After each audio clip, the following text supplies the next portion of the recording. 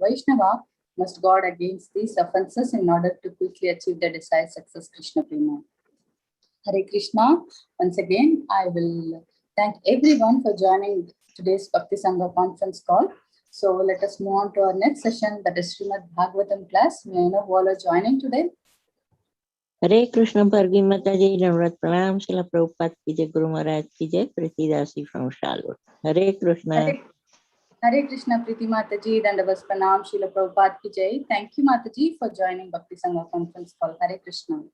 Hare Krishna. Hare Krishna Mataji, Dandavat Pranam, Srila Prabhupada. Go ahead. Okay, go ahead, Prabhuji. Hare Krishna Mataji, Dandavat Pranam, Srila Prabhupada ki jai, Guru Maharaj ki jai. This is Arvind Das from Chicago. Hare Krishna, Arvind Das Prabhuji, Dandavat Pranam, Srila Prabhupada ki jai. Thank you, Prabhuji, for joining Bhakti Sangha conference call. Hare Krishna. Hare Krishna Bhargavi Mataji, please accept my humble obeisances. All glories to Srila Prabhupada, all glories to Guru Maharaj. And this is Kamudaki Dasi from Baltimore. Please, thank you. Accept my humble obeisances. Hare Krishna. Hare Krishna, Kamudaki Mataji, please accept humble obeisances. All glories to Srila Prabhupada. Thank you, Mataji, for joining Bhakti Sangha conference call. Hare Krishna. Hare Krishna Mataji, Dandavat Pranam, Srila Prabhupada ki jai. This is Niharika from Bloomington. Hare Krishna, Niharika Mataji, Dandavat Pranam, Srila Prabhupada ki jai. Thank you, Mataji, for joining Bhakti Sangha conference call. Hare Krishna Mataji, all glories to Srila Prabhupada. Please accept my humble obeisances. This is Anita from UAE. Hare Krishna. Hare Krishna, Anita Mataji, Dandavat Pranam, Srila Prabhupada ki jai. Thank you, Mataji, for joining Bhakti Sangha conference call. Hare Krishna. Hare Krishna Bhargavi Mataji, Dandavat Pranam, all glories to Srila Prabhupada. This is Vinita Gandharvika Devidasi from Texas. Hare Krishna.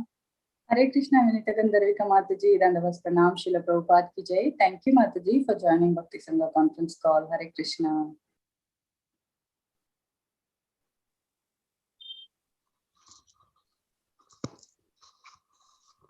Mataji, Dandavat Pranam, Srila Prabhupada, Srila Gurudev ki jai, Vrinda.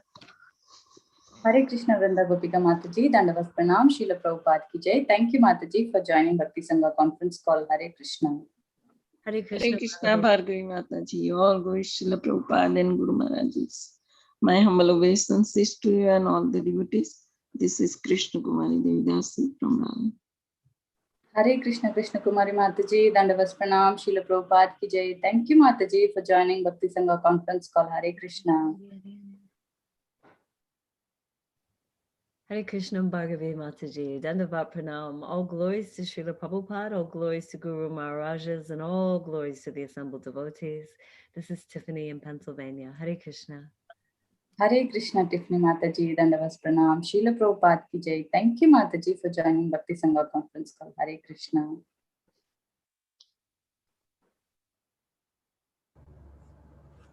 Hare Krishna Mataji, Dandavat Pranam. All glories to Srila Prabhupada, all glories to Guru Maharaj, all glories to the assembled devotees. I'm Shiromani Nandarani Devidas from Krishna Katha Desh. Hare Krishna, Shiromani Nandarani Mataji, Dandavat Pranam, Srila Prabhupada ki jai. Thank you, Mataji, for joining Bhakti Sangha conference call. Hare Krishna. Hare Krishna Mataji. Hare Krishna.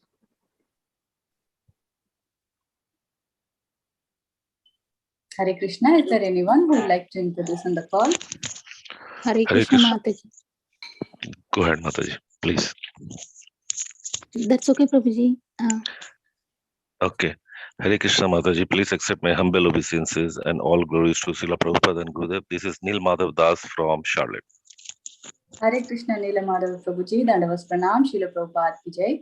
Thank you, Prabhuji, for joining Bhakti Sangha conference call. Hare Krishna.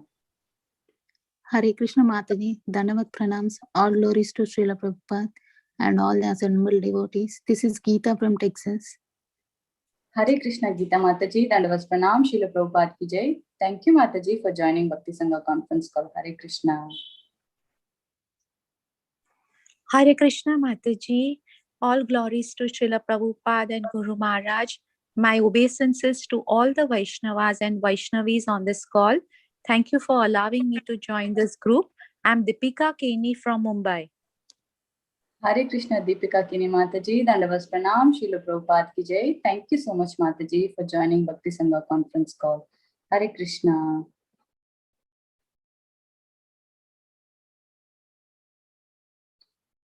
Okay. Hare Krishna. Hare Krishna Mataji, Dandavat Pranam, Srila Prabhupada ki Jai, Guru Maharaj ki Jai. This is Shama Guru Devidasi from Charlotte. Hare Krishna Shama Prabhupada ki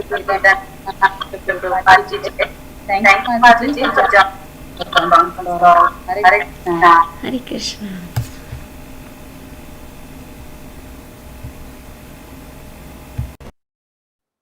Okay, welcome all of you once again. Thank you everyone for joining today's Srimad Bhagavatam class. So today we are really fortunate to have His Grace Braja Chandra Prabhuji to enlighten us on the topic of Rama Katha today. So before I hand over the call to Prabhuji, Hare Krishna Prabhuji, please accept our humble obeisances. All glories to Srila Prabhupada. Thank you so much Prabhuji for giving your valuable association and time on this call today. So before I hand over the call to you, please, I would like to hand over the call to Tiffany Mataji to give a small introduction about Prabhuji. Mataji, you can please take over the call. Hare Krishna, dear devotees. His Grace Braja Chandra Prabhuji graduated with a degree in chemical engineering from ITT Bombay. Prabhuji took initiation from His Holiness Radhanath Swami Maharaj in the year 2001. In the year 2003, Braja Chandra Prabhuji joined Sri Sri Radha Gopinath Mandir in Chowpatty as a full-time monk. He assists in various temple services, including giving lovely classes full of clear explanations of Shastra. Hare Krishna Prabhuji, welcome to the call. Thank you. Thank you. Thank you so much, Mataji, for the short introduction. Prabhuji, we are really fortunate to hear from you today on the topic of Rama Katha. You can please take over the call, Prabhuji. Hare Krishna. Hare Krishna, please accept my humble obeisances to all the assembled Vaishnavas. I am very, very grateful for this opportunity that I am having to speak about Sri Ram. Just on the eve of Ramanavami, so I'm very grateful to all the devotees. So since tomorrow is Ramanavami, so we thought we will discuss a little bit about Sri Ram. So I'll begin with chanting the invocation prayers. Om Ajnana Timirandhasya Jnananjana Shalakaya Chakshurunmilitam Yena Tasmai Shri Gurave Namaha. Namo Vishnupadaya Krishna Prishtaya Bhutale Srimate Bhaktivedanta Swaminiti Namine. Namaste Saraswati Deve Gauravani Pracharine Nirvishesha Shanyavadi Paschatya Deshatarine. Jai Shri Krishna Chaitanya Prabhu Nityananda Shri Advaita Gadadhar Srivas Adi Gaura Bhakta Vrinda. Hare Krishna Krishna Krishna Hare Hare Hare Rama Rama Rama Hare Hare. Actually, how much time is allotted? How many minutes am I supposed to speak? 1 hour. 1 hour you can. And then if devotees have questions, they can ask.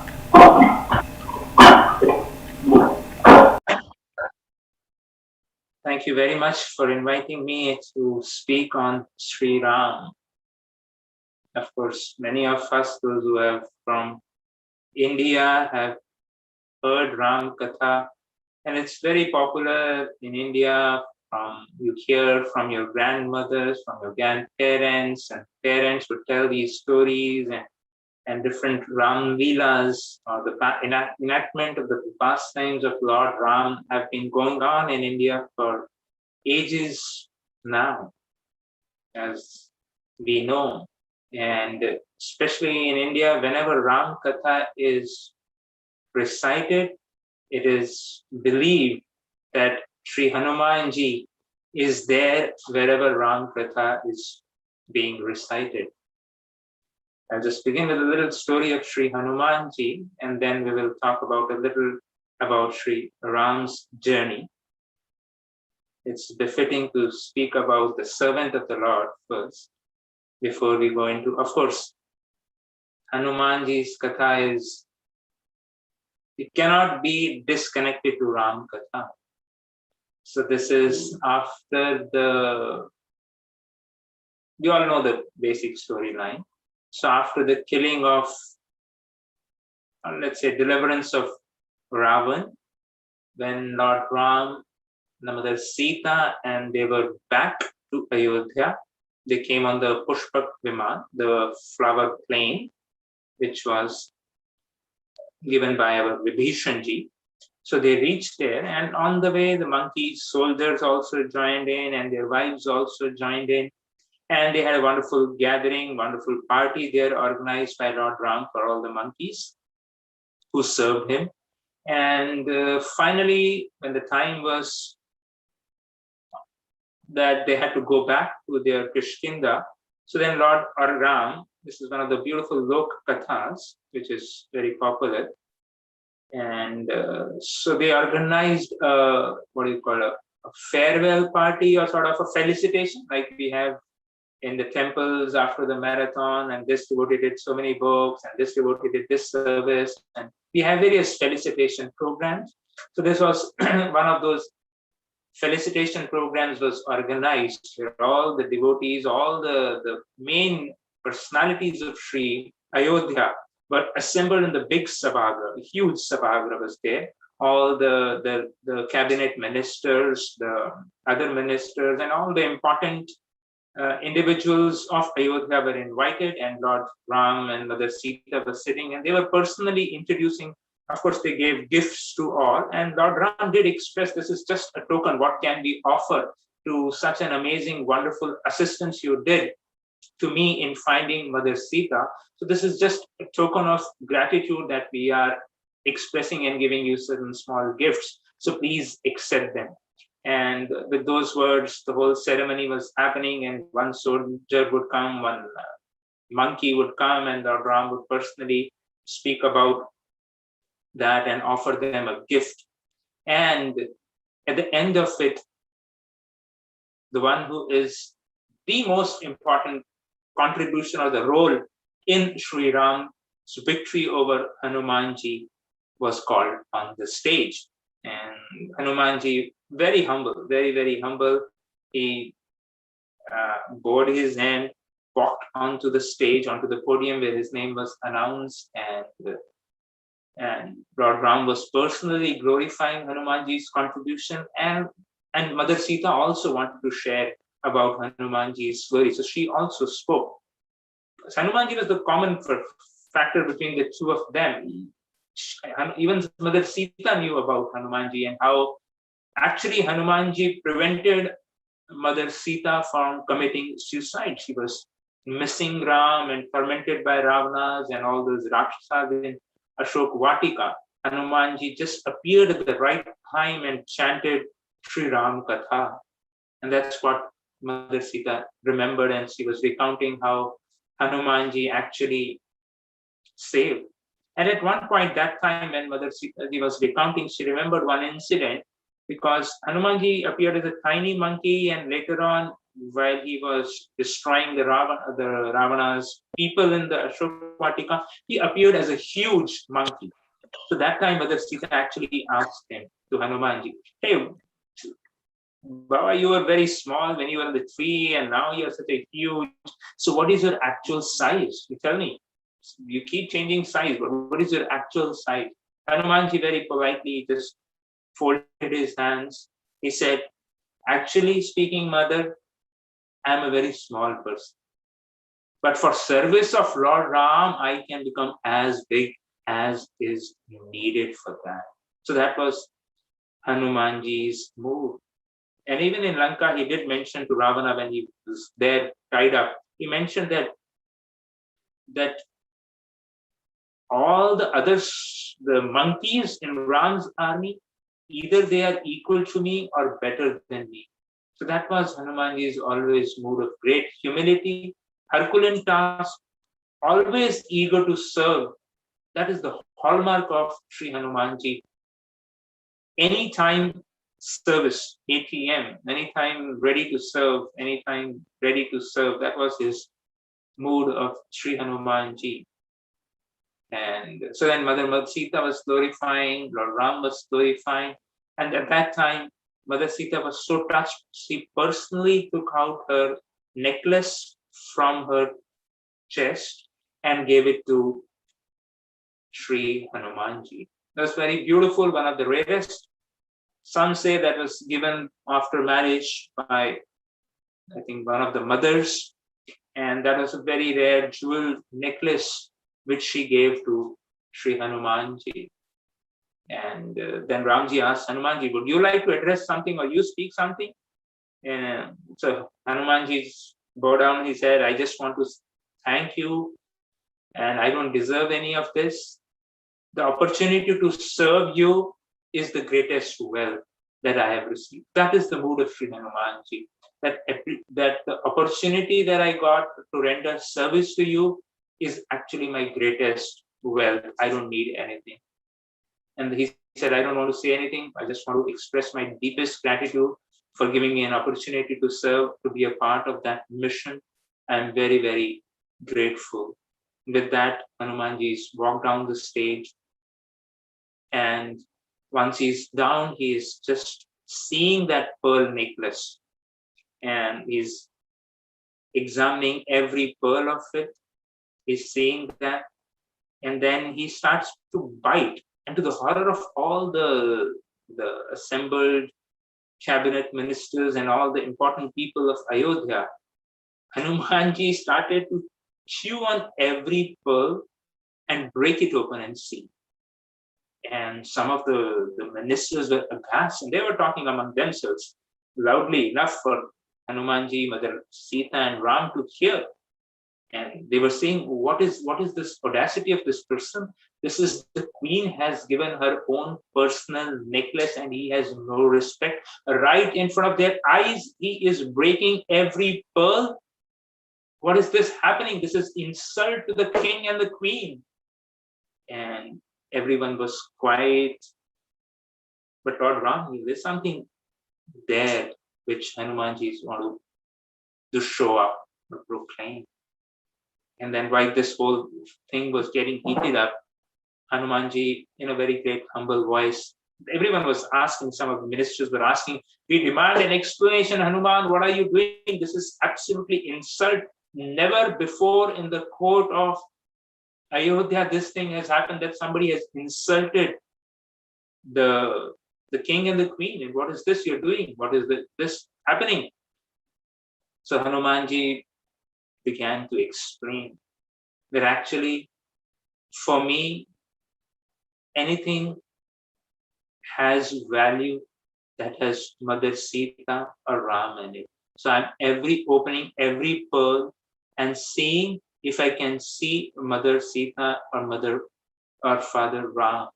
If my Lord is not there, anything of this world devoid of Sri Ram, Sri Sita is of no use to me. It's a beautiful Siddhanta Hanumanji is speaking. Of course, that is the tadi of Mother Sita. It's worn by Mother Sita. It's very precious. But the point here Hanumanji is making is that anything which is not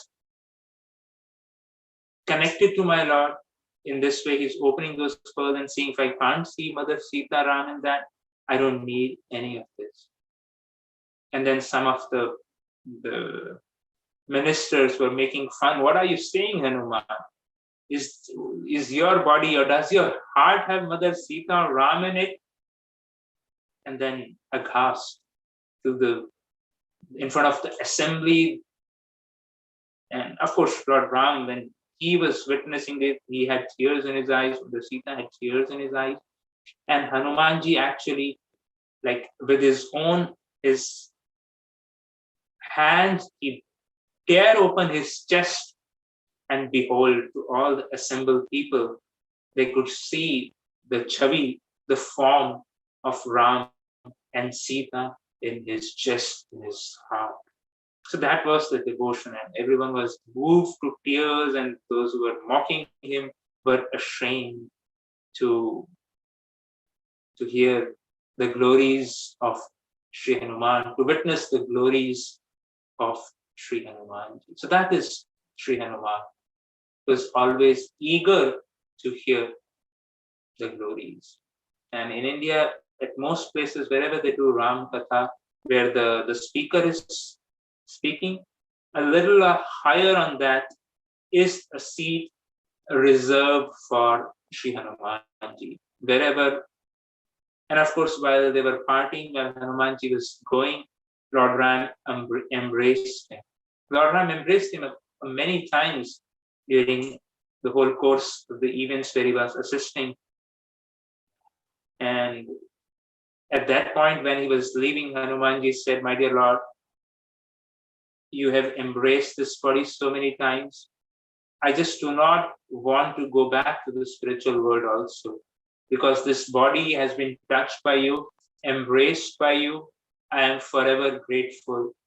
And as long as this creation is there, I just want to be here and be there wherever your names are being chanted, wherever your katha is happening. I just want to be there." And Lord Ram again embraced him with tears in his eyes, Hanumanji having tears in his eyes. And then he left from Sri Ayodhya that time. So that is Hanumanji's mood. And he's there wherever Ram Katha is happening. I don't know how, this is confusing now. Like previously there would be a physical sitting, devotees are sitting and Ram Katha is happening. Hanumanji is there. So now Hanumanji is there where the speaker is sitting and definitely where the audience is. So there is, Hanumanji is expanding. If we have the consciousness, we can perceive the presence of Sri Hanumanji wherever Ram Katha is happening. So he's there in every devotee's home where this Katha is being relayed. If we have that bhav, we can experience the presence of Sri Hanumanji. Theoretically, we can speak, but if we have that faith and bhav, we will be able to experience the presence of Sri Hanumanji. So seeking the blessings of Sri Hanumanji to glorify his master, Sri Ram. So there are many sections of Sri Ramayana, very, very beautiful life lessons from every episode, such wonderful characters of the four brothers, Sri Dashrath Maharaj, Kaushalya, Kekai even, and Sumitra. It's full of so much nectar, this Ram Katha. But within the time span what we have, we will very briefly discuss. We will walk with Sri Ram from Sri Ayodhya to Siddha Ashram, the ashram of Sri Vishwamitra Muni. So we'll take that journey, we will walk along with Sri Ram. So this is when in Ayodhya, Lord Ram is 12 years. Of course, after having born, after so much prayers, and after the Putra Kameshti Yajna, when Dashrathji was quite old. So it was a great, great happiness to Sri Dashrathji and to all the mothers to see Sri Ram grow up. It was great, cherished. Every moment, Sri Dashrathji, Sri Kaushalya, and all the others, mothers, were cherishing every moment of seeing Sri Ram grow, walk, learn different arts and skills, and get trained. And it was a great, great, great, great divine pleasure to the heart of all the Ayodhya Vasis.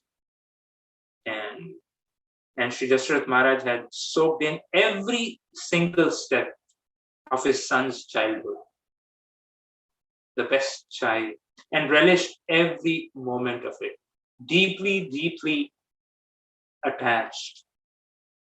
And Dashrath Maharaj was thinking about, now is the time we should marry Sri Rama. This is an interesting thing Dashrath is planning, and he calls on for all his ministers and assembly to discuss this topic about how we should get the best bride for Sri Ram. And just then, while the whole discussion is opening up this discussion, Dashrath Maharaj, one of the guards, disheveled guard, his hairs are and he's in great frantic mood, in great commotion, he entered the courtroom, and seeing his disheveled form and his frantic behavior, Dashrath Maharaj gets up from his throne and pacifies him and asks him, what is the reason? Why are you so frantic? And just calm down. And then, why are you here? What is in this state? And then, of course, with great difficulty, and this guard just blurts out that there is a great sage.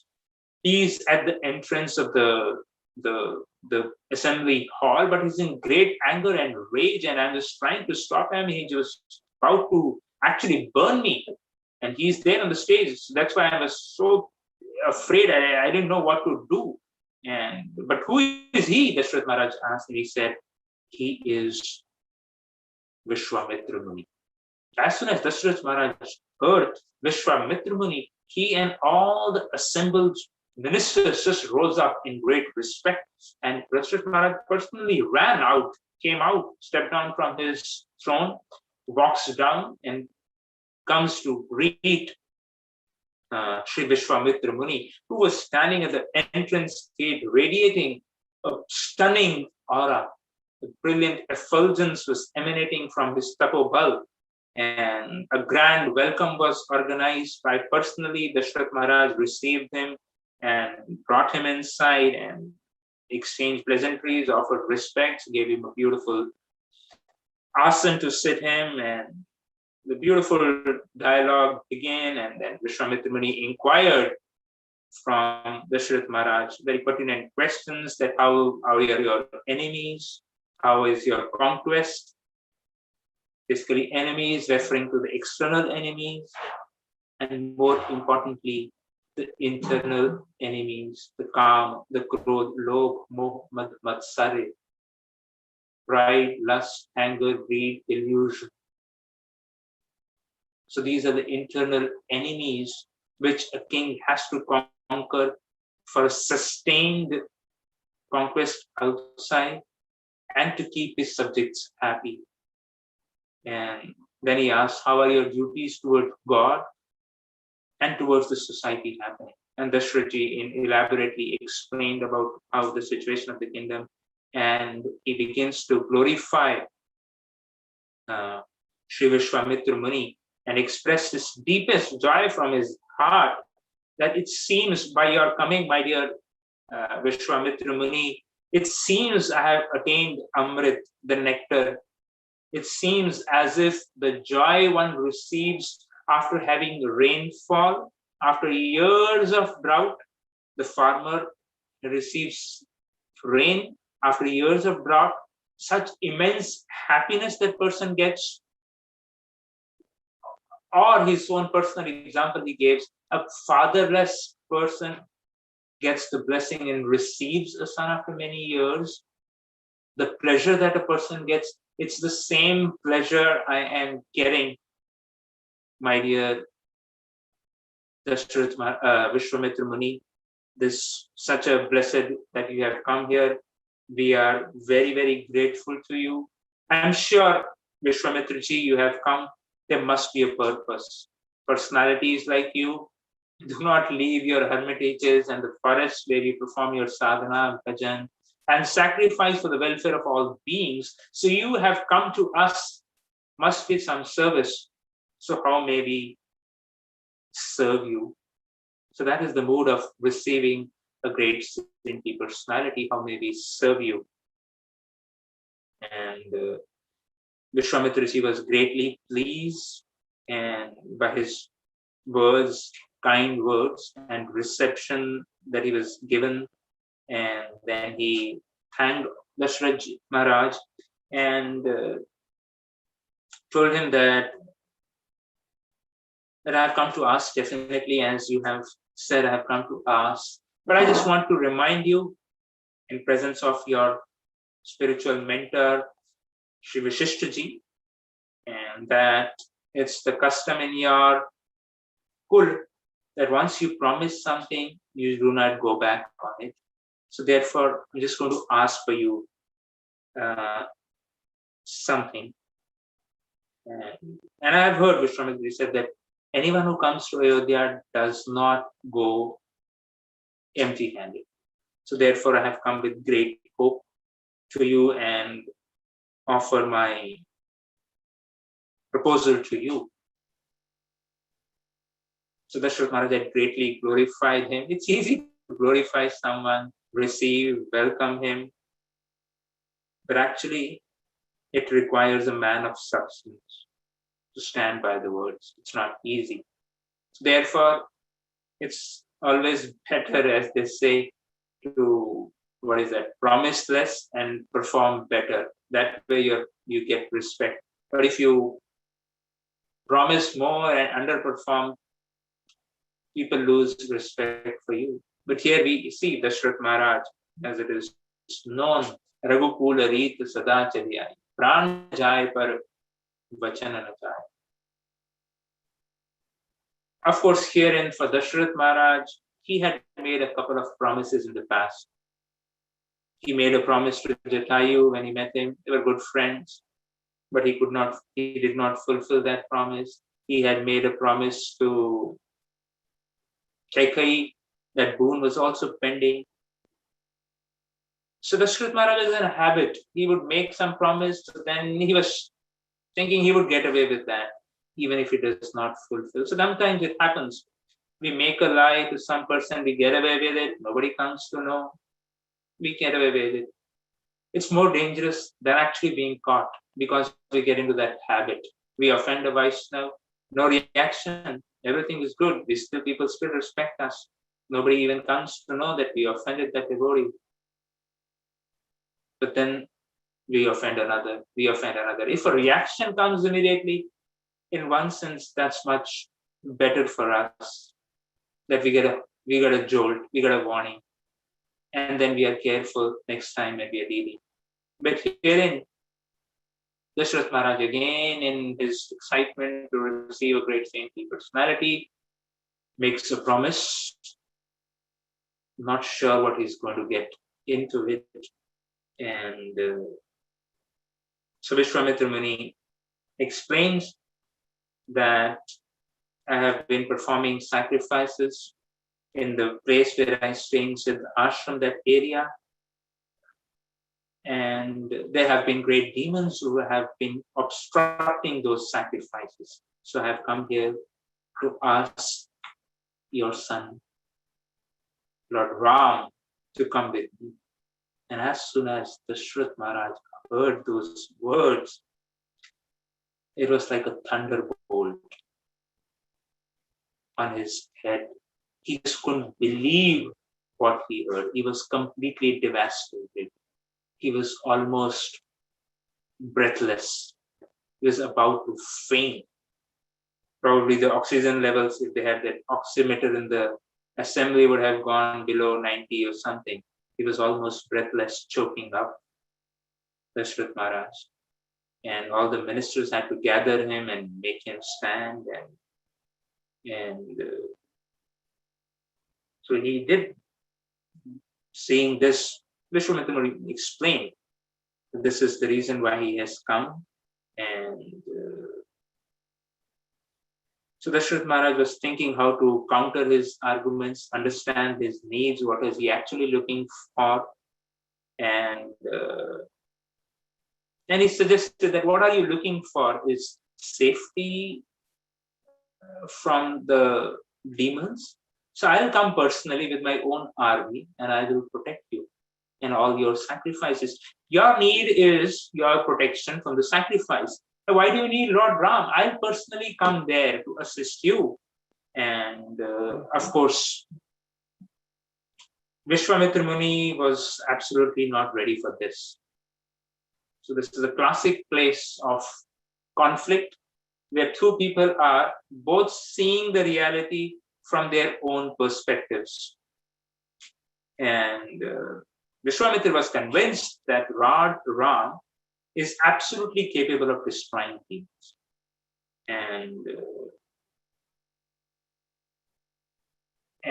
Dashrath was seeing Lord Ram as his own little son, the heir to the throne, a priceless jewel which needs protection. So that's the same Ram Vishwamitra is seeing in a different light.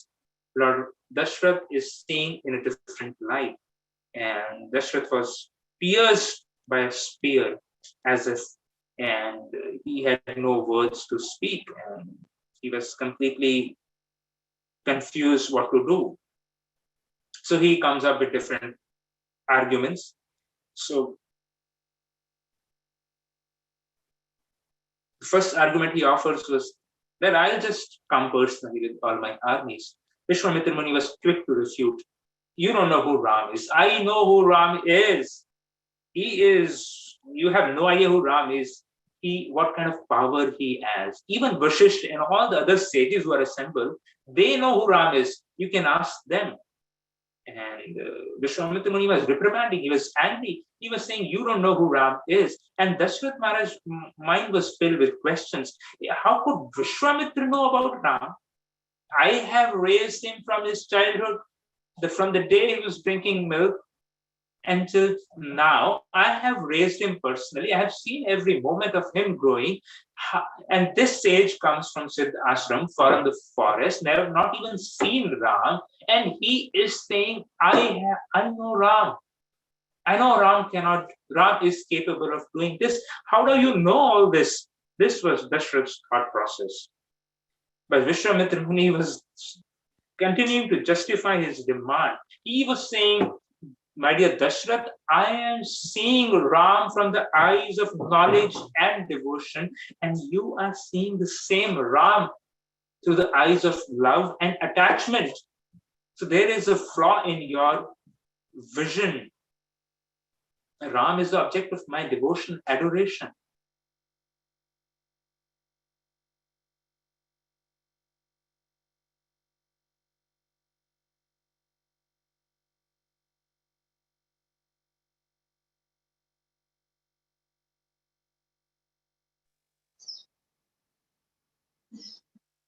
Hare Krishna, Prabhuji.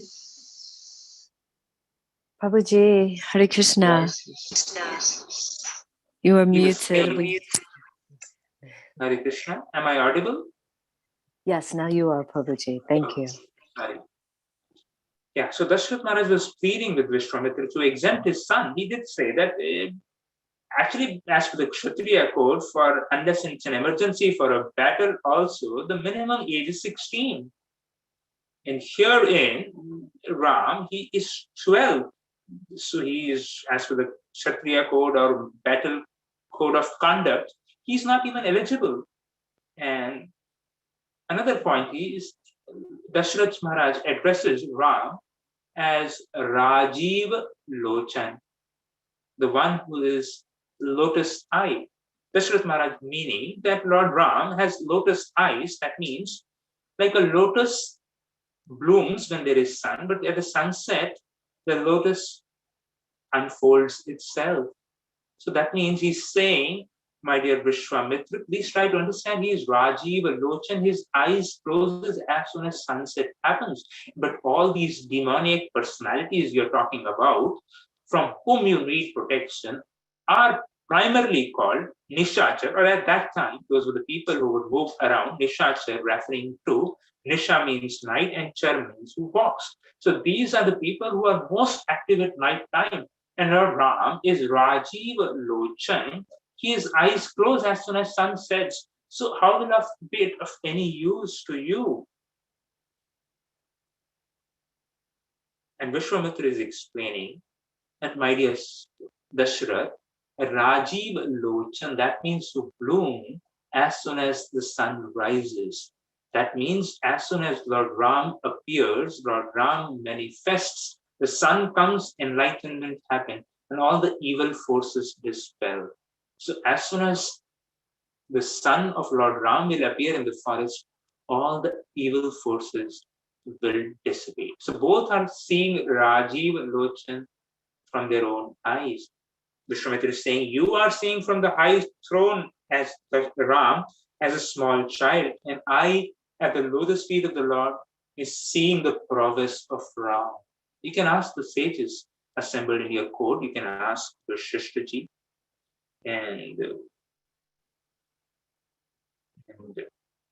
Vishwamitraji insisted, and so Dashrath Maharaj is trying his best, offering different arguments, but Vishwamitraji is counter-arguing, and finally Dashrath Maharaj breaks down, actually catches his feet and please, okay, Lord Ram will come, then I'll come with all the armies. But Lord Vishwamitra was insisting, that's my goal, that's my mission. Only Ram or Lakshman can come with me. And he was imploring and pleading again. Vishwamitra was aware of the deep attachment with Ram, which was obvious, but he didn't agree to his proposal. Dashrath Maharaj saying, okay, at least tell me who are the people we have to fight. And then Vishwamitra explained that two of the primary demons which we are looking at who are troubling are Marich and Subahu, the son of Sund and Tatak. So these are the four people, Tatak, and of course Chandra is already gone. Marich, Subahu and Tataka. And they're described, Vishwamitra elaborately describes their prowess, and they have the boon of Brahmaji, and of course Dashrath being the king, monarch, he knew all these names. They have to be updated on who is getting powers, and so Dashrath Maharaj being the king, he was updated about the powers of Sund and Marich and Subahu, how, and so the Dashrath Maharaj was trying again and again, still pleading that you are the mentor of Ikshvaku Kul, you are our mentor. So it is your responsibility to protect the future of our dynasty. So please, just see what is the best we can do here in this situation. So that's how sometimes it happens in our lives when we are approaching some great sadhus or spiritual masters with certain preconceived notions of what is best for me, best for our lineage. We go up expecting certain solution in a certain way. And we want our mentors to speak those words. We try our best to put our proposals through their mouth and get satisfied that, oh, that's been approved by mentors, my mentor. Dashrath Maharaj is imploring different ways, but Vishwamitra Muni was getting more and more angry hearing these words. His patience was being tested, and he could not tolerate. Eyes were burning like charcoal at that point of time, and he was as if he's going to burn everything. And the Vishwamitra Muni jeered loudly, and the mocking laughter which he made seemed to mimic the cry of death, and he was about to leave. At that point, Dashrath hung his face in shame. But Vishwamitra Muni, while crying loudly, he looked at Vashishta Muni. And it's an elaborate discussion on how the interaction between Vashishta and Vishwamitra, they had great, powerful rivalry, and then they reconciled later on. But then again, now Vishwamitra Muni is reminding here that, my dear Vashishta, try to explain Ram. What is he heading towards? And so that was the discussion they had. And then Vashishta Muni finally knew that this is the time to enter the conflict. Till then, Vashishta Muni was quiet. He was listening to both the arguments. And this is the time Vashishta Muni enters in, asks permission from Maharaj Dashrath and Vashishta. It's a classic conflict resolution which Vashishta Muni does. First qualification, he was well respected by Vishwamitra and Dashrath Maharaj, and took permission sought for intervention. Are you both ready that I can intervene in this, the log which has happened between the two of you? And so Vishwamitra Muni actually reminded Dashrath Maharaj that, my dear Dashrath Maharaj, you are coming from Ikshvaku Kul. So see your dynasty, and ideal kings like Raghu have never faltered from their promises. So you're coming from that Kul. So please bear in mind that. And also, you have attained universal fame and respect when you did the Ashwamedh Yagya. And now, by refuting charity to this Brahmana, you're going to get a lot of wrath and ill fame. So please keep these two things in mind. And also, it is the time has come for Lord Ram to move on his glorious future. Like we have, the parents have concern for their children, but sometimes that love and attachment can inhibit the growth or the future of their child. So here in Vasishtha is explaining the Dashrath Maharaj that it's now time for Lord Ram to grow, explore, let him explore, and he will learn a lot of things from Vishwamitra, from his wisdom, from his knowledge, and from all the saintly personalities he will meet.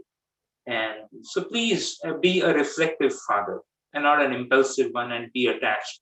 And because of your attachment, don't hamper the growth of your son. Vasishtha is very wonderfully explaining. And then he assured Dashrath Maharaj that Vishwamitra was not ordinary person. I have seen his promises. And he explains. And he has done austerities for many, many years. And his intellect, his power, his strength is well known. And he's capable to actually take care of all the demons, what he's talking about, Marich and Subhahu himself. But he has a purpose in mind, a higher purpose in mind to take Lord Ram. So please, all your very lovingly, very assuringly, Vasishtha Muni addresses the concerns which Dashrath Maharaj had. And Vishwamitra Muni possesses, he of course explains how much prowess he had. And he explains some of the prowesses which he had, the missiles which are there with Vishwamitra Muni, and thus convinced that Ram was safer with Vishwamitra Muni than actually in Ayodhya. That much prowess he has. And finally, Dashrath understood, comprehended the wisdom in Vishwamitra's plea, and he extremely felt repentant about how he arrogantly behaved. He begged forgiveness, and he could now be very clearly and objectively see the situation. Sometimes when we are a party of the situation, we need a mentor, we need a person from outside who is not party to the situation to help us come out of that. So herein Dashrath Maharaj is quite bound up. And then herein, and convinced by Vasishtha's suggestion, went in to get Ram. Ram's mother Kaushalya came. They both blessed him, wished him a safe journey. Dashrath Maharaj kissed him on his forehead, handed Ram to Vishwamitra. Of course, without saying goes, along with Ram is always Sri Lakshmana. They were two inseparable. At the time when even they were born, Lakshman and Ram, Bharat, Shatrughan, all were crying actually, until somebody put Lakshman in the cradle of Ram, Shatrughan in the cradle of Bharat. That was the exhibition of their divine love. That was Sri Lakshmanji. And Dashrath actually told Vishwamitra that he is handing over his two boys, and from now on till the time they are with you, you are his mother and you are his father. Please take care of him very, very nicely. And Dashrath Maharaj wanted to just make sure that Vishwamitra Muni understands that his parents are not there, so he has to take care of them. And the two boys, they were wearing wonderful, beautiful royal clothes with swords were strapped on their waist belts.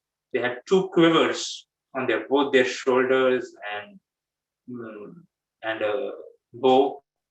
And all the citizens of the Ayodhya came to take one last glimpse of their beloved Sri Shram and Lakshman, showered flowers on them, best wishes, musical instruments which played, an auspicious atmosphere. And in this way, Vishwamitra Muni walks with Sri Ram and Lakshman, Dashrath Maharaj, gazing, staring into the horizon long after his eyes could no longer see Sri Ram, Lakshman, and Sri Vishwamitra Muni. So that's what life is. And the Ram, Lakshman are walking behind Sri Vishwamitra Muni. Interesting in the whole episode, this is such a wonderful, loving relationship between Sri Ram and Dashrath Maharaj. Dashrath never even thought of asking Ram.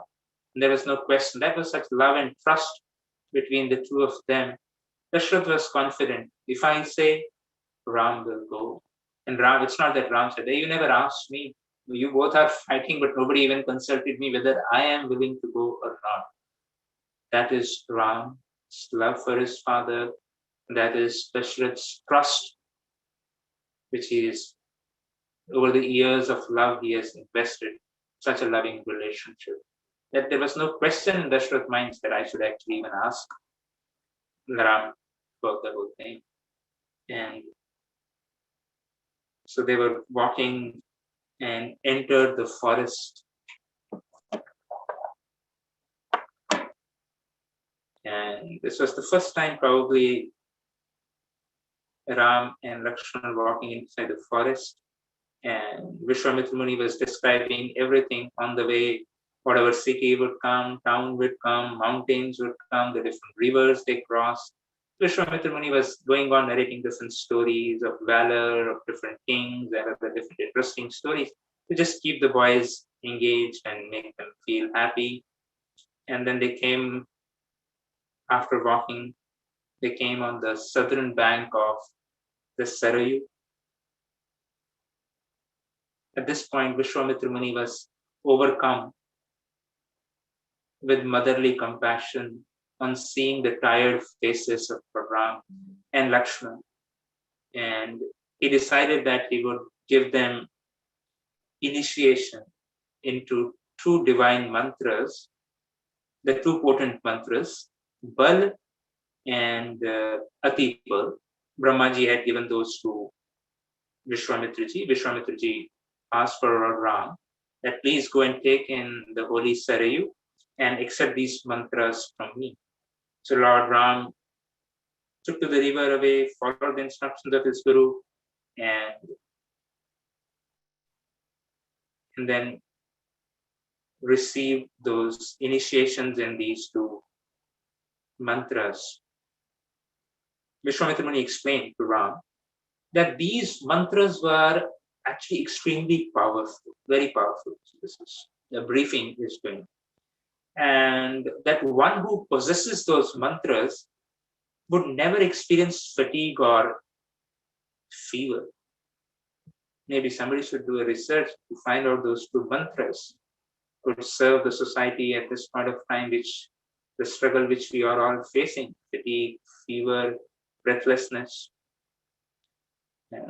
Bal and Atibal, Vishwamitra Muni is saying, and would be immune. So these are some of the qualities of no fatigue, no fever, I'm sure no oxygen reduction also. Would be immune from attacks from demons, whether awake or sleep, would be unmatched in dexterity and strength, unparalleled in beauty, caliber, scholarship. resourceful, would never experience hunger or thirst, would become famous and radiant. Lord Ram, absolute determination, dedication, and focus, learned those mantras, mastered the two mantras, became more lustrous, luminous like the sun, and with deep gratitude offered his respects to his teacher who imparted his mantras, and with great vigor, eager to serve Vishwamitra Muni more than ever, with more renewed energy. Of course, all these mantras are coming from Vishwamitra Muni actually giving back what he has received. Interestingly, Vishwamitra Muni did not give these mantras to Lakshmanji, because that was not the mood. Vishwamitra knew that this is not the mood of Sri Lakshman. He always wanted to serve, be subservient to Sri Ram. He didn't want Ram and Lakshman that now they are both god brothers, both got the mantras from Vishwamitra. So that was not the mood of Lakshman. He always wanted to serve. Another great personality, Sri Lakshmanji, always wanted to serve Sri Ram. 14 years, no sleeping, constantly 24 hours, 7 days, 365 days, 14 years, absolute absorption, only serving Sri Ram. That is Sri Lakshmanji. And Lord Ram actually gave those mantras finally to Lakshmanji, and he also received. I just remembering one little pastime from Sri Lakshmanji's dedication to Sri Ram. So that was, of course, we'll come back to this. We'll complete the journey, and I will speak at the end about one little story of Sri Lakshmanji, that at the end. I don't want to stop here. We'll continue with the journey. And so Vishwamitra Muni was, so this is the first night now is coming. And Ram Lakshman would sleep in the royal palaces. And it's the first out on the fields. That's where we have to sleep, on the grass carpet on the banks of Mother Sarayu.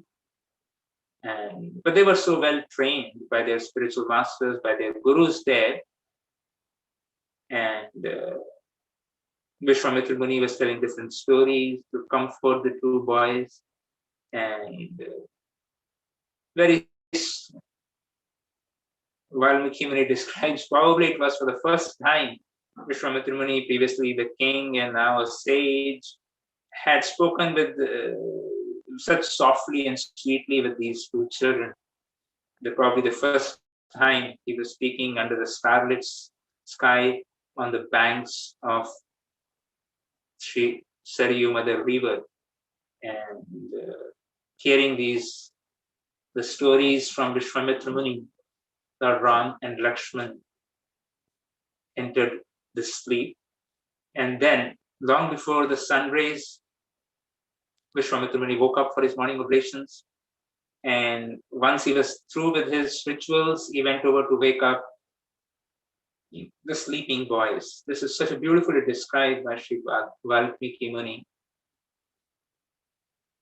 As Vishwamitra Muni, after his morning oblations, he comes and he was completely mesmerized to see the beauty of Ram and Sri Lakshman sleeping on the green carpet, grass carpet bed on the banks of Mother Sarayu. It was like two little angels sleeping on the green velvety mattress, and this Vishwamitra Muni, who was Bhishma Tapasvi, was overwhelmed with the surge of emotions and experienced that even thousands of years of austerities and sacrifices could have never given him. That is the power of devotion and bhakti thousands of years of tapasya, which Vishwamitra Muni could not. A little service, personal service to Sri Ram, Sri Lakshman, serving them on his journey, gave him such deep, transcendental, devotional experience. And he understood that the path of devotion, at this point of time, Vishwamitra Muni was convinced that the path of devotion and surrender was much superior to the path of austerities and self-denial. This was his realization at that point, and with deep emotion. And as he was observing these two little angels sleeping, he was wondering, remembering the great fortune of Mother Kaushalya.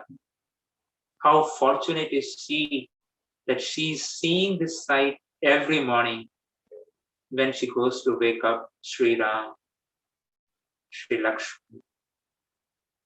In his mind, actually, he began, and at that point, to wake up the two little angels, Vishwamitra Muni composed a beautiful verse, which says, very famous verse, Kaushalya Supraja Rama Purva Sandhya Pravartate Uttishta Narshardul Kartavya Devim Anakam. Kaushalya Supraja Rama. How fortunate is Kaushalya, who has begotten you as her son. Kaushalya Supraja Rama. The sun has risen in the east. Purva Sandhya Pravartate. The sun has risen in the east. Now, you, my dear Lord, who is Uttisht Nar Sharadul, tiger among the men, Kartavyam Devim Anakam. Please arise and perform those duties that are considered divine. So this is the beautiful prayers, and the commentators explain. And immediately after doing those his oblations, as soon as he came there, actually much before sunrise, Vishwamitra Muni came, and he was reciting these prayers. And he just couldn't complete it. He was just meditating on Mother Kaushalya and worshipping her in his mind. And he was just reciting Kaushalya, Kaushalya, Kaushalya, Kaushalya, Kaushalya, Kaushalya. And when the sun rose, then he completed this verse. Till then, he was just chanting Kaushalya, Kaushalya, remembering her good fortune, worshipping her in his mind. He was just chanting the names of Mother Kaushalya. And then later he completed Kaushalya Supraja Rama. So it was a beautiful thing. And then Lord Ram and performed their morning duties. And then finally they continued their journey. After reaching further, they come at the confluence of Sarayu and Mother Ganga.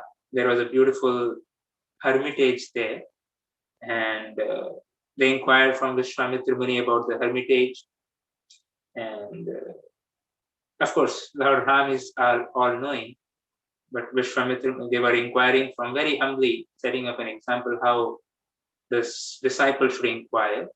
And Vishwamitra Muni, as service, was explaining about these different details and how he explained that this was the chosen spot, which hermitage you are seeing was actually Lord Shiva's kutia, where he would meditate. And at one point, our Kamdev, Cupid, Kandarp, came here, god of love, and he wanted to influence Lord Shiva to prove his greatness. Of course, who can disturb Lord Shiva? So Lord Shiva, angered, opened his third eye, burnt into ashes there. And therefore, this place which we are seeing, Lord Ram, this is Vishwamitra telling Lord Ram, is Anga province, because there was no body to Kamadev here. And of course, they spent the night there. Everyone, all the sadhus were there. They greeted him very nicely. And then, of course, we have a few minutes, so I will fast forward the narration because I don't want to keep us in the forest till tomorrow. So we will move a little forward. Many other things comes. There is a forest which is very difficult forest with wild animals. They had to pass through that. Then they had to cross over the barren lands, and of course Vishwamitra Muni explains all these things in detail. And then they came to a place to fight with Tataka. That's the first demoness. So Vishwamitra Muni knew that this is the area where Tataka is going to be there in this forest. So Lord Ram, Vishwamitra Muni wanted to prepare him, and he realized that Lord Ram might have a dilemma because Tataka being a woman. Incidentally, Krishna Leela also, first demon Krishna had to kill was Putana, another lady. So herein, and Lord Ram, who was such a trained that he could not even imagine speaking harsh words or even glaring to a woman or even what to think of piercing one with arrows. So Vishwamitra knew about the training, well-trained Ram. So he was trying to explain to her that this is not a woman kind of what you know of. This is a demon. And Vishwamitra reminded that this is your responsibility. You have come. Your father has sent me to assist me, and this is your first mission. And as a king, as a descendant of Ikshvaku, it is your duty to protect the society, and sacrifice is expected from a king. And to protect the sacrifice and the citizens, you have to do this. And Tataka is not a woman that should be. And of course, Vishwamitra Muni, what he was speaking, he explained logically. And then, of course, he told how Lord Vishnu had to kill sometime a lady about, I think, Sumati was killed, Indra had killed, and Khyati was killed by Vishnu. So like that, many historical references, Vishwamitra Muni reminded that this is his duty. And then Lord Ram contemplated the words of his teacher, also reminded of his father's instructions to follow Vishwamitra. Keeping both in mind, he contemplated, deliberated, and he was ready. And he held his bow and ready. And as soon as he pulled back the string, the twang of the bow was so powerful, resounding, that the entire forest shook. At the far end of the forest, in a cave, was Tataka, who was relaxing there. She heard the reverberating twang. She was like furious. How come? Who is that sound? Which is that sound? She wanted to kill the one who has caused such torment to her and who has created the sound. So she came running towards Ram Lakshman, and her ghastly, monstrous features, her shoulders were very strong, described like the Mandar mountain. Her feet were so huge and heavy that as she was walking, the footprints where they were so heavy and powerful, they were big, that there were lakes that big. The lake sort of things were being formed. As she was, Lord Ram, when he saw this, Lord Ram could understand this is not a woman what he was thinking about. And she was, what was her decoration? Krishna Leela also, Putana, Shukadeva Goswami elaborately describes the form of Putana here in Valmiki Muni also. She was wearing golden anklets, earrings, interesting earrings, elephant head studded earrings. People have diamond studded, gold studded, or platinum studded. This is elephant head studded earrings. And a garland, this is interesting garland which Katha had, blood oozing elephant strung tail to neck. So that was the garland which were elephants were there instead of marigolds or roses or jasmines or kadamba flowers garland. Elephant garland with pierce from tail to trunk. And her teeth were like the trident of Yamaraj. And the sight of such a ghastly being made Ram realize that this is not the lady they were worshipable or respectful. And Lord Ram stood still, aiming at an arrow at her. But suddenly he was overwhelmed with compassion. Still, she is a lady. Lord Ram's training, his compassion. And instead of killing her, Lord Ram was thinking, let me just rid of her impudence. As Lord Ram was pondering over it, Tataka went wild.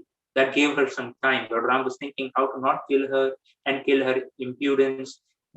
Tataka went wild. She hurled a storm of stones toward brothers. And Lord Ram, while evading the stones, swiftly released arrows that chopped off her arms. And Lakshman's arrows chopped off her nose and ears. Lakshman, he was expert in chopping nose and ears. Later on, Shurpanakha also. That's Lord Ram's arrow chopped off her arms, Lakshman's arrow chopped off her, struck off her nose and ears. And Tatka realized she was nearing defeat. So she swirled up dust, disappeared, and tried to trick Ram and Lakshman by pelting stone at them from all different directions simultaneously. So she disappeared from vision, and stones were being pelted from different directions. So Lord Ram and Lakshman could not figure out where the attack is coming from. It's all around. And Vishwamitra Muni realized that this needs urgent addressal. So he knew that there is slight compassion which Lord Ram has to be addressed. And so he came to Lord Ram and told him that the misplaced compassion what you have is actually misplaced. She's no innocent woman. She is a sinister evil which needs to be destroyed. And told Ram that the sun is about to set and her powers would multiply. Nishacha, their powers would multiply. And after that, it's going to be more difficult. So now is the time that Ram realized that Vishwamitra was right.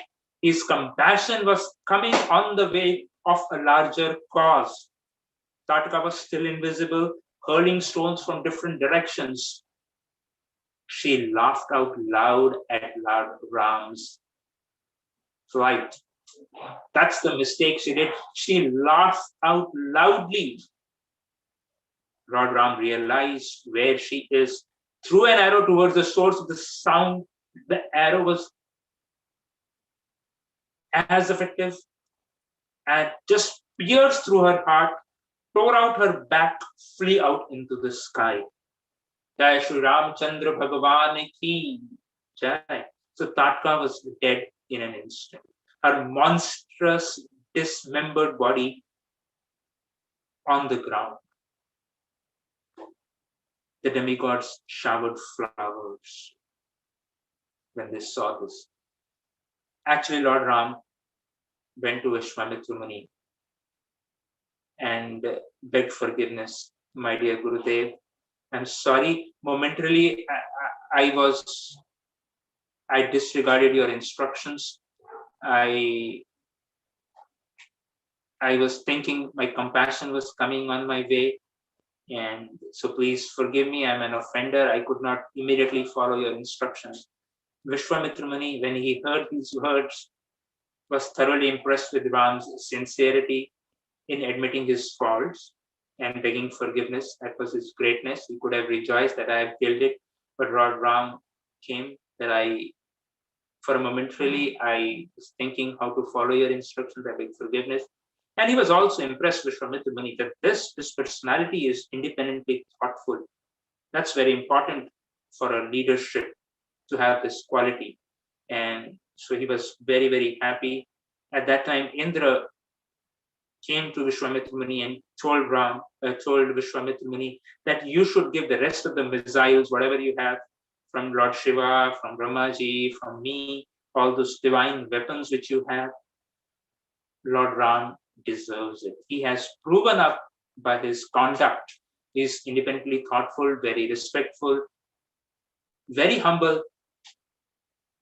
When he is a slight mistake, or not a mistake, slight thought of not following that instruction, he is ready to repent, he is ready to beg forgiveness. These are the qualities which are there, humility.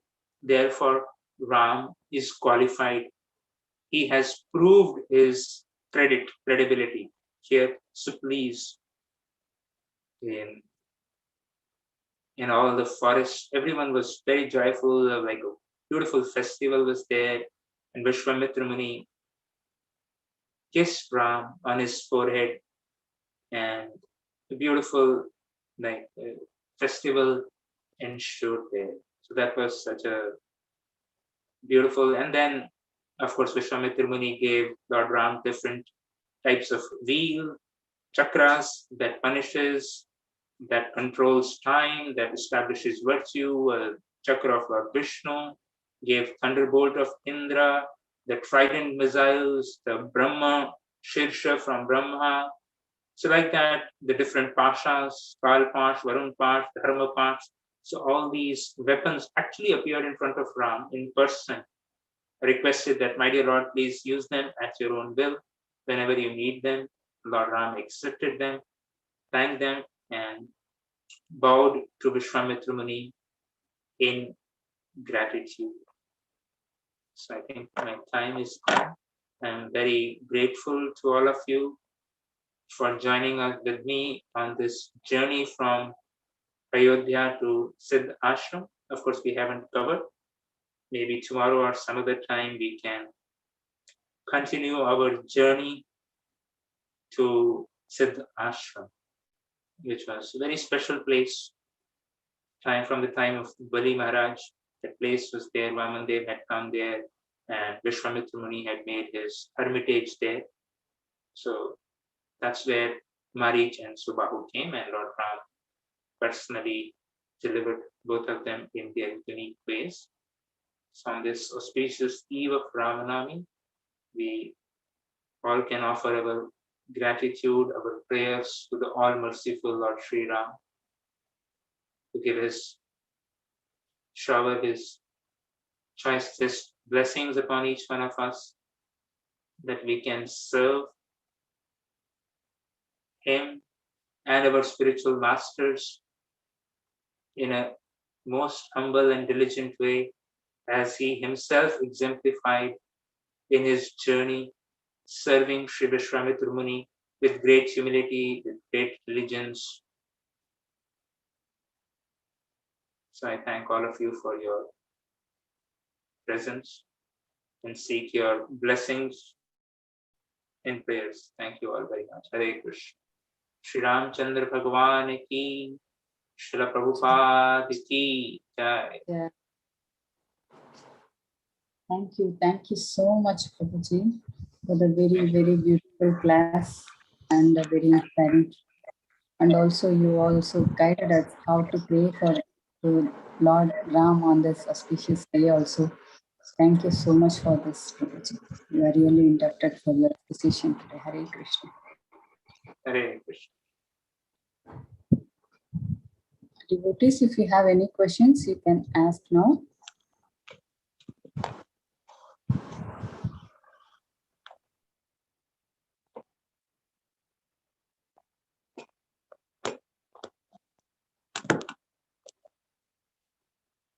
Shri Radha.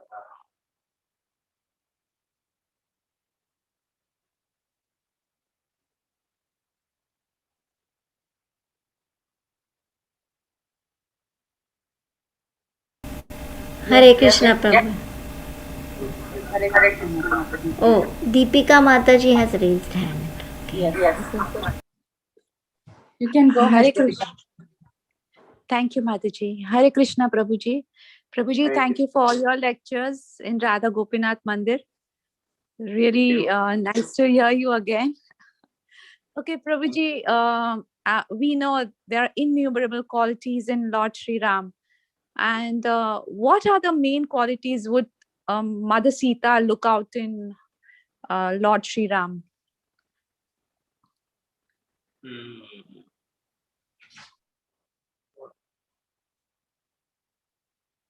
At a time when I do not remember the details, but then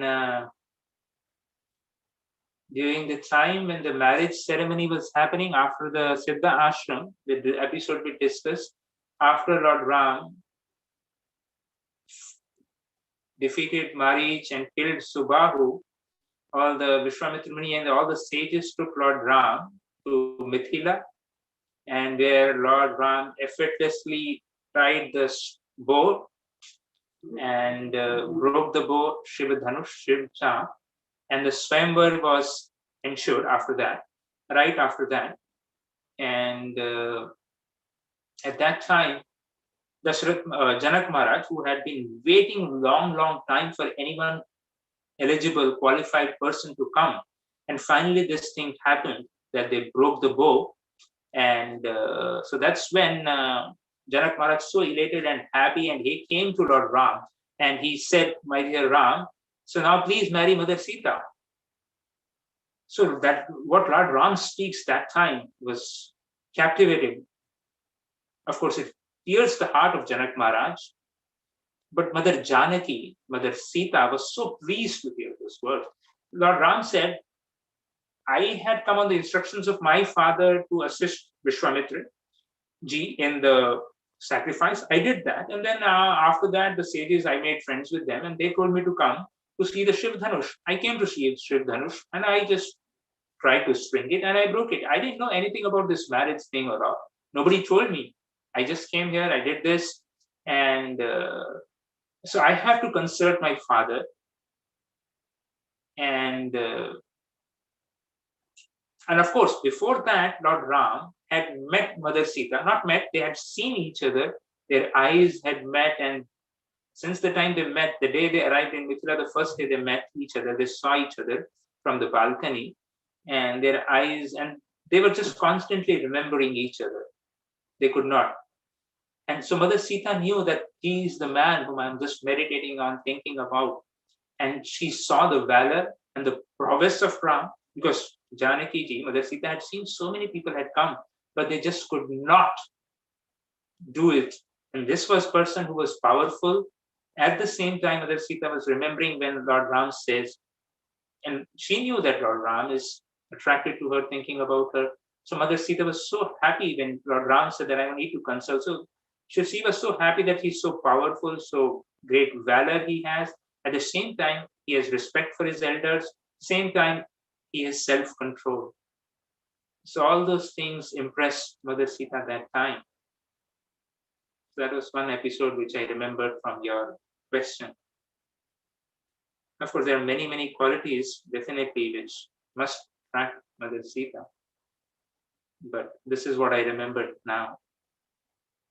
Thank you, Mataji. Thank you, Prabhuji. Anything else? Otherwise, we will seek your blessings. Thank you all very much for allowing me to. Yeah, Hare Krishna, Prabhuji, Dandavat Pranam. Thank you so much, Prabhuji, for the very beautiful class and very nice nectarian narration of the Ram Katha. Thank you so much, Prabhuji, for your time and association. Hare Krishna. Thank you, Prabhuji. Thank you for including us in your daily prayers. Thank you. Nectarian Hare Katha, Ram Katha. Thank you very much, Prabhu. Hare Krishna. Hare Krishna. Hare Krishna. Thank you, Prabhuji. Vanchakalpatarubhyascha kripa sindhubhyo Vaishnavebhyo अनंत कोटि नमः जय। जय हरे श्रील प्रभुपाद की जय। जय। हरे Krishna. His Grace Braja Chandra Prabhu ji ki jai. जय Thank you.